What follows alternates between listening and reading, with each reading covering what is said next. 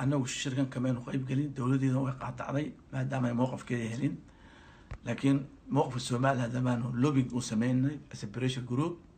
مدحويني وإحنا كلنا فرماشنا وإحنا كل هذا اللي الدقة حسي لو قريب سنها وإحنا كل هذا اللي سيد دقة لو تشوفين لها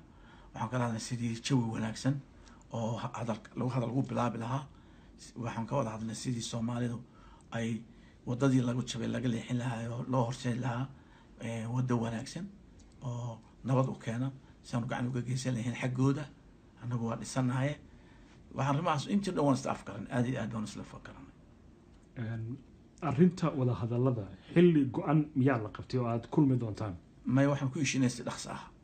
kick off lagu sameeyo la bilaabo aan ku heshiinay si dhaqso ah arrinta dagaalada tukarraq ee Somaliland iyo Puntland masal soo qaaday madaxweyne farmaajo arrintaas waan soo qaadnay anagu waan ku eedeeyay waxaan idhi arrintan haddaad gacan ku leena adaa dhiirigeliyey waan ku tisaabinaa uu ka dhaartay waana rumaysanay arrintaas in sidii loo qaboojin lahaa inuu roolkeeda ciyaaro maadaama dee Garowe iyo markaasi Boosaas ay ka tirtay Soomaaliya aanu dal kale gaar ahayn anaguna sheegnaa markasta diyaar u ahayn nabad horena qalaad nooga dhixin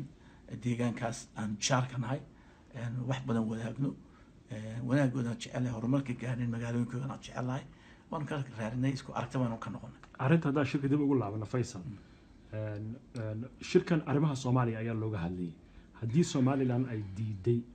maxaa keenay adigu inaad timaadaan anaga xaq u ah naga saaran Soomaaliya dawladeeda anaga ku taagan inay tegin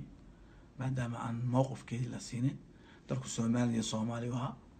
haddii 5 noqdaan iyo 6 noqdaan wax naga waa mid in equal foot oo wal fariisanahay haddii tii la waayay waa ku taagan inay tegin laakiin inaan daba galo